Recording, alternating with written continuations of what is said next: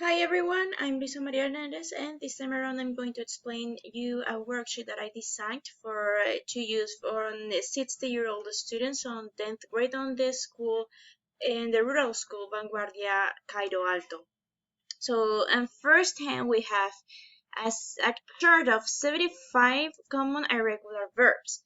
Why do we have this chart first? Because this chart is more of a tool for students to use on the development of the worksheet. So we got it first, so students have to will identify the tool they're going to use throughout the development of this chart. Now we're going to get into the actual worksheet. It is called Simply the Past. As you can see, for the very bad joke, the topic is simple past or past simple. At first, we have a grammar reminder, which is not actually a grammar presentation of the topic. It's more of a reminder, as I said before. It can also be used on a presentation, but it's not actually recommended because this is designed for the teacher to make the presentation. This worksheet is going to be done under the assistance of a teacher throughout the phone. Why throughout the phone? Why not using internet tools or another kind of ICTs that is a little more modern? Well, students from the Cairo Alto School are very low resourced people, so they don't most of them don't have access to internet, don't have access to even computers. So the parts that need any assistance are going to be made under a phone call made by the teacher. What is the teacher going to do? The teacher is going to call about 5 students, is going to explain the topic, and the teacher can use this grammar reminder as a tool for the explanation. There's literally no wrong with that. And this grammar reminder is there for students to remind the topic, the structure of the sentences on simple past throughout this whole experience that is this worksheet reminder. The methodological background under this worksheet is constructivism. So it is very literal on the aesthetic of these worksheets. As you can see, we have tape, and you see a little bit lower there are actually bricks. There are walls made out of bricks which represent the building up of knowledge on each unit. We have knowledge blocks that represent literally the blocks when you're building up something. It is a nice touch that I think some of the students are going to notice. Probably they will, and if they do, it is going to mean that they have good critical thinking. So it is a little bit of critical thinking spotting here for students to realize this, and I think it is a very good touch. Now, in the first block, we have the writing. This writing block, and only this writing block, is going to be done under the teacher's assistance. So the teacher is going to be under the phone. The teacher is going to explain the topic. The teacher is going to make use of the grammar reminder, and now it is the time for students to develop what they have learned under the teacher's assistance, so the teacher is able to provide the feedback. Now we have three seats sentences they're going to have to write on simple past. So the first three is very expected for students to fail a lot, to struggle a lot of making them, but the last three of each category is probably going to be easier for them. So that's why we have seats, or that's why we have this many. And since it's done under the teacher's assistance, it's going to be a little bit easier for them to understand the topic. And once they have ended this block, the teacher is going to make sure that they fully understand the sentence structure on simple past. Because the rest of the worksheet, they're going to make it alone by themselves. Now, we have the reading section. The reading section, we have a reading over here. What do the students have to do? The students have to pick the sentences on a simple past. They're going to have to pick them. They're going to have to highlight the sentences probably. And some of the sentences are wrongly written. So once they identify the whole all these sentences from this text, they're going to see which one of them are wrong. There is about 5 sentences. There is probably more. I think there is more, but just 5 is enough. So if they find any other sentences wrong, well, good for them. It's going to be taken into account. But 5, it's a pretty good number. There is going to be this. There are about 6 sentences probably reading, I think, on this reading. Now we have the listening part. The students have to pick an English song and listen to it probably several times and write down these sentences on simple past. Why do they have to pick this song themselves? Because it sounds harder for them that if the teacher just gave the song.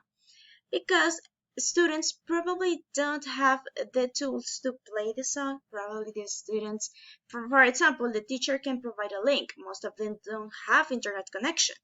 The teacher probably can just send a video on throughout WhatsApp via WhatsApp, but students don't have internet connection to get into WhatsApp.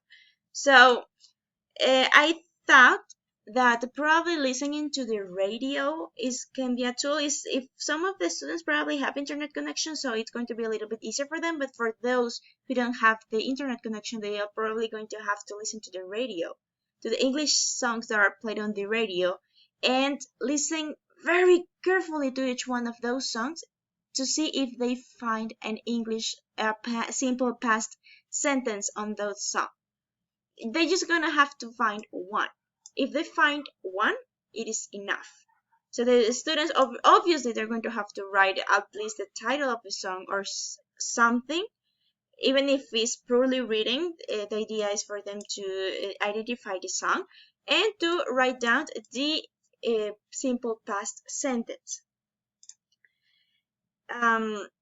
Oh, and this is also intended for students to get involved on these English environment, since they're going since this is made for a distance classes, not necessarily presential.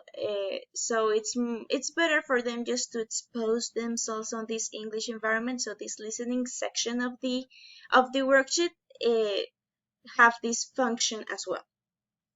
Now, on the speaking part, they're going to have to read out loud, this reading out here, and they're going to have to practice it over and over again. Of course, they have to correct the wrong parts and put them into the reading, of course, and they have to practice their pronunciation. This speaking part is mostly focused on the pronunciation. So after they feel totally comfortable with the reading, they can either record themselves or talk to the teacher or agree with the teacher that this day the teacher is going to call the student and the student is going to read out loud that reading. That's why it's so important the practice.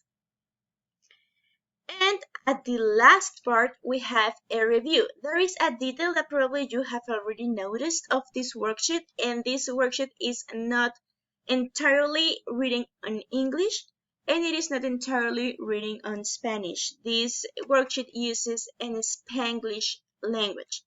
Why? Because students are going to develop this by themselves, and most of them don't have a translator. They are probably just going to have to translate things using dictionary, which sometimes don't fully provide the whole meaning of what the worksheet is intended to do.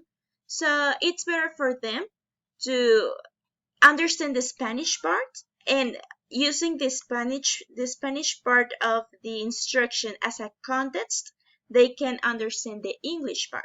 So it is more of an association kind of approach to the instruction giving on this worksheet.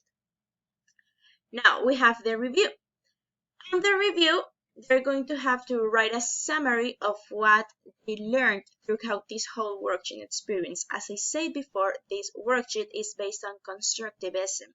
That's why we have a building here. It's not a brick anymore, it's not a wall anymore, because those walls have tap each other in order to make a whole building. It is not complete, but it is there.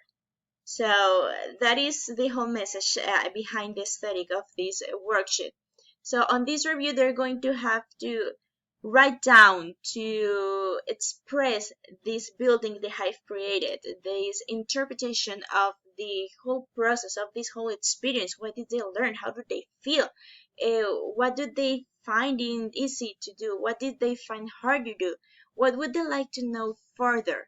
So this works as an evaluation because we're going to see what actually the students learned throughout this whole experience, but also is going to be a very good feedback for the teacher. What do the students want to learn? So this can increase the motivation because this gives the students the will of their own learning. And this is it. The materials for the development of this worksheet are the first chart mentioned on the worksheet and a dictionary. Since our tools that the chart is given by the worksheet itself, and the dictionary is an easy tool to find for students on low resources communities. So that's why we're using these materials. This is it. Thank you very much.